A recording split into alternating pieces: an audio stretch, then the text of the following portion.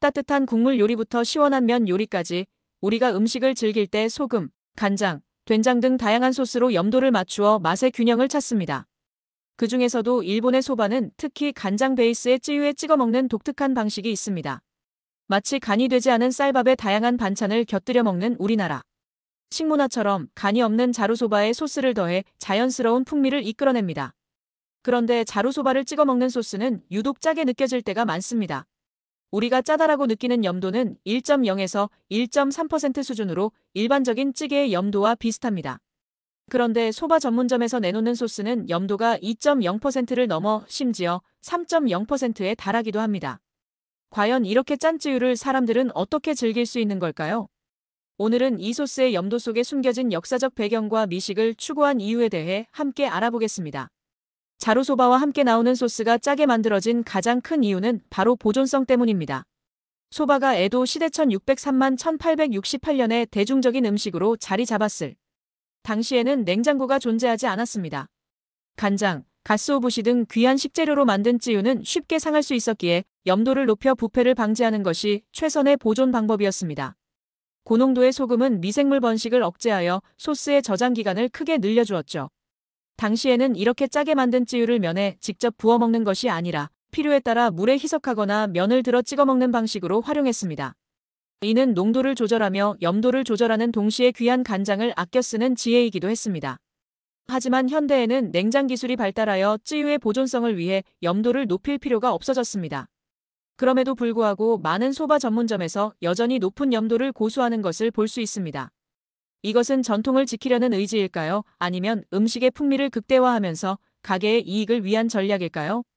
혹은 두세 가지 요인이 복합적으로 작용하여 오늘날까지 이어져 오는 하나의 스타일이 된 것인지도 모릅니다. 인간이 짜다고 느끼는 역치는 대략 0.8% 정도라고 합니다. 그런데 2.0에서 3.0%에 달하는 염도를 우리는 왜 쉽게 먹을 수 있는 걸까요? 그 비밀은 바로 특정 풍미를 중화시키거나 감싸는 복합적인 조미료와 감칠맛 성분에 있습니다. 설탕의 역할도 그것인데요. 소스의 단맛이 더해지면 덜 자극적으로 느껴지고 염도가 높을지라도 사람들이 먹을 수 있게 부드러워집니다.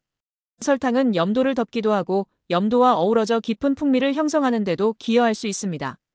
또한 가쓰오부시의 이노신산은 찌유의 핵심으로 육수에서 소스로 태어나면 짠맛을 중화시켜주는 중심적인 역할을 합니다.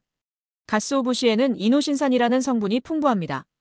이 감칠맛은 짠맛을 누그러뜨리고 전체적인 미식의 깊이를 더해줍니다.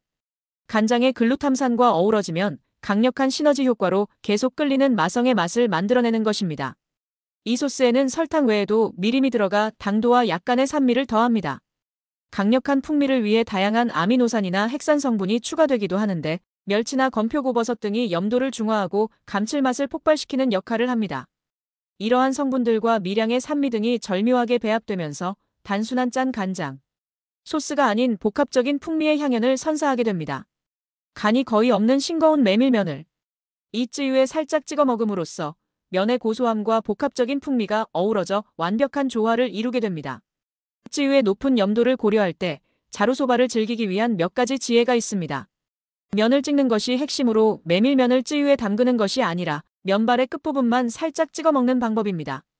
이는 면 본연의 메밀향과 맛을 해치지 않으면서 즐길 수 있는 방법입니다. 고명의 활용으로 파, 무즙, 와사비와 같은 양미를 넣어 먹으면 찌유를 중화시키고 상큼하거나 알싸한 맛을 더해 미각의 다양성을 제공합니다. 그리고 자루소바로 식사를 마치셨다면 즐길 거리가 하나 더 남아 있습니다. 평양냉면을 솥에 삶아 건지면 남은 물 속에는 메밀의 향이 남게 되고 계속 면을 삶을수록 누룽지처럼 구수한 풍미가 솥 안물 속에 남아있게 됩니다. 이것을 일본에서는 소바유라고 하는데요. 녹아든 메밀 특유의 영양분과 풍미를 몽땅 취할 수 있습니다. 펄펄 끓는 솥에서 한 국자 퍼올린 소바유에 찌유로 간을 맞추면 눈 내리는 겨울에도 뜨뜻한 식사로 마무리할 수 있습니다. 밥과 반찬처럼 찌유는 국수를 맛있게 먹을 수 있게 발전해왔습니다. 높은 염도는 단순히 짜다는 미각적 인상을 넘어 에도 시대의 보존 기술, 현대의 미식 과학, 그리고 이를 즐기는 사람들의 지혜가 복합적으로 얽힌 결과입니다. 찌유는 싱거운 메밀면을 맛있게 만들어주는 소스의 역할을 충실히 이행합니다. 그러기 위해서는 염도를 넘어서는 풍미가 뒤따라야 하며 이렇게 만드는 일이 요리기술이며 조미료 사용법입니다. 이제부터 자루소바를 만들고 드실 때 찌유 뒤에 숨겨진 이야기에 귀 기울여 보시면 어떨까요?